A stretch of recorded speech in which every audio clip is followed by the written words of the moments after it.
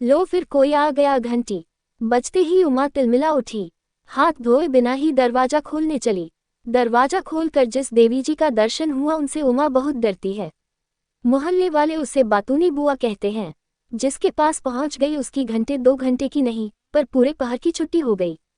शहद शून्य मधुमक्खी, दूसरों की निंदा करना, दूसरों के घर में आग लगाना ही उनका काम है। उमा डर गई, न जाने किसकी शिकायत लेकर पहुंच गई है। बोली, नमस्ते बुआ, क्या बात है? चलो अंदर, बतलाती हूँ। इतनी धूप है, सर फटा जा रहा है। हाँ बेटी, जरा मुन्नी के बापू को टेलीफोन करके बतला दो कि शाम को जब लौटेंगे तो गर्मा गर्म समोसा लेते आएंगे, और हाँ, दाल बेसन के लड्डू अगर ताज़ा मिले तो ले लें। कल होली है, सबका मुंह मीठा करना होगा ना। मैं अभी कर देती हूँ, तुम बैठो बुआ। और कह देना कि चाय पत्ती और साबुन भी लेते आवेंगे। हेलो, क्या कहा? नहीं है? अच्छा धन्यवाद बुआ, फूफा तो अभी है नहीं, किसी को मालूम नहीं कब तक आवेंगे। अच्छा बिटिया, एक काम करो, तुम मुझे थोड़ी सी चाय पत्ती दे दो, फिर थोड़ी देर में दोबारा फ़ोन करके बतला देना। भूल न जाओ, लिख लो समोसा, दाल बेसन के लड्डू और चाय पत्ती साबुन। अच्छा बुआ, कर दूंगी, ये लो चाय पत्ती। अच्छा बिटिया, एक बात बतला, आजकल तुम्हारी वह सहेली, अरे भूल गई, वह काली कलूटी सर पर चिड़ियों का घोंसला बनाकर लिपस्टिक लगाकर जिस छोकरे के साथ घूमती है, वह है कौन?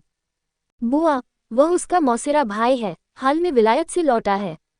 भाई है तो क्या हुआ, दुनिया तो नहीं जानती, कुंवारी लड़की का इतना सज धज कर तितली बनकर उड़ते रहना सभी को बुरा लगता है। वह आगे कुछ बोलने वाली थी कि उमा ने टोकते हुए कहा, बुआ अभी जरा एक काम से बाहर जाना है। अच्छा बिटिया, मैं भी अभी चलती हूँ, हजारों काम पड़े हैं। अच्छा बिटिया, उन्हें फ़ोन जरूर कर देना।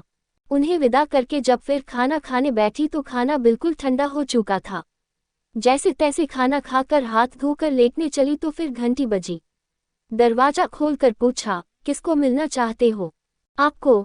जवाब मिला, क्या काम है? माताजी ने ये चिट्ठी दी है। खोलकर पढ़ा लिखा था, प्रिय उमा, आज हम लोगों को मैटनी शो में सिनेमा जाना है, रूपक में जरा फ़ोन करके पूछ लो कि टिकट मिल जाएंगे। हाँ, एक बात और, नौकर के हाथ तुम मुझे 25 रुपये भेज देना, परसों लौटा दूंगी। उमा ने नौकर को सूचना सहित 25 रुपये देकर विदा किया। दूसरे दिन की बात है, शाम का वक्त है, उमा को कुछ सामान लेने बाहर जाना था।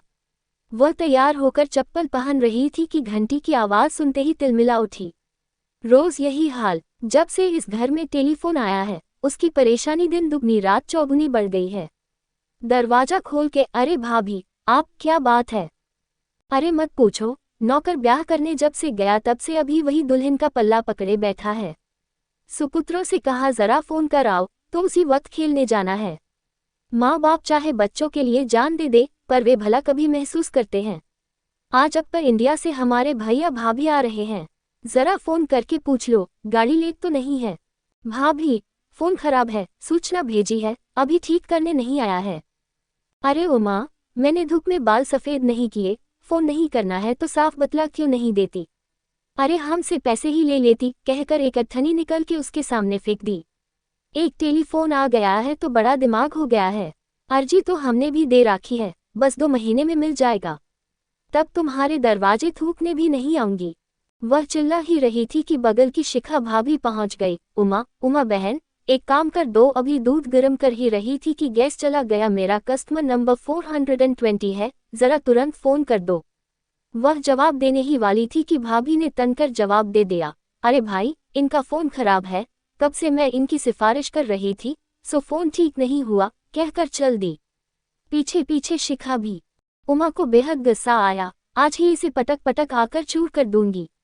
न रहेगा बांस न बजेगी बांसुरी।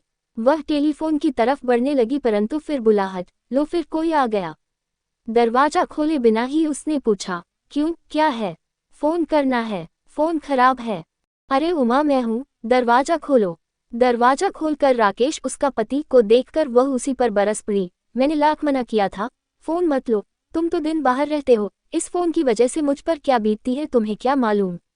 उठते बैठते, खाते पीते, दिन भर फ़ोन करना है, फ़ोन करना है। किसी को चावल मंगाना है, किसी को सिनेमा टिकट लेना है, किसी को ब्याह का तोहफा मंगवाना है, तो किसी को प्रेमी के साथ मिलने का समय तय करना है, तो किसी को गुलाल और मिठाई मंगवाना है। फोन खराब हो तो बहाना समझकर खरी खोटी सुनने को मिलती है। उमा, क्या मालूम था कि इसकी वजह से तुम्हारी परेशानी बढ़ जाएगी। मैंने तो तुम्हारी सुविधा के लिए फोन मंगवाया था। लो, फिर कोई आया। वह सर पर हाथ रखकर बैठ गई। राकेश ने कहा, मैं देखता हूँ कौन है। होगा कौन, कोई फोन करने वाला ही होगा, न जाने कौन हमारे बदकिस्मत का तोहफा लेकर आया है। दरवाजा खोलकर, अरे आराधना तुम। नमस्ते जीजाजी। उमा, नहीं है क्या? है, आओ। अरे, आज ये गुलाब का फूल कैसे दिखा? व्यंग मत करो उमा, 4 मिनट की फुर्सत नहीं मिलती, आज भी स्वार्थ से ही आई हूँ। क्यों, फोन करना है क्या? हाँ जी। तुम्हें कैसे मालूम? हमारी हाथ की रेखा जो कह रही है।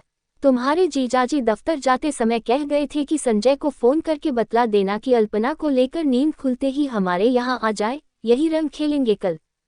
आराधना, माफ करना, फोन खराब है। अंजू दीदी के यहाँ से कर लो ना। न बाबा, उनके यहाँ फोन करने जाओ तो कोई न कोई बहाना बनाकर इनकार कर देती है। अरे, वक्त बेवक्त जरा फोन कर लेने से फोन घिस तो नहीं जाएगा। रही पैसे की बात, सो साफ साफ कह क्यों नहीं देती कि भाई पैसे दो और फोन करो। अच्छा उमा, एक काम करो, मैं चिट्ठी लिख देती हूँ, जरा अपने नौकर से पहुँचवा दो। उससे कह देना आते समय 5 रुपये की मिठाई, 1 रुपये का गुलाल और एक छोटी सी पिचकारी लेता आएगा। अभी मौका ना हो तो थोड़ी देर बाद घर पर पहुँचवा देना। अच्छा, अभी चलती हूँ, घर में सो काम पड़े हैं, फिर मौका लगते ही आ जाऊंगी। लो, हो गई छुट्टी। अभी किशन को सिनेमा टिकट लेने भेजने वाली थी। राकेश ने कहा, जल्दी तैयार हो जाओ, हम ही लोग जाकर टिकट ले लेंगे। वे लोग तैयार होकर स्कूटर पर बैठने ही वाले थे कि टेलीफोन का नया लाल रंग का सेट लेकर एक आदमी आ पहुंचा। आज उमा की वर्षगांठ है, उसे ये नया सेट लेने का इरादा था। उसे देखते ही उमा तिलमिला उठी, बोली, सुनिए, इनकी बदली हो गई है। आप यह नया सेट लेते जाइए और ये लीजिए लाइन काटने का नोटिस। लाइन काट दीजिएगा, धन्यवाद। उसे विदा कर उसने स्कूटर पर बैठते ही चैन की सांस ली। उमा, तुमने ये क्या किया?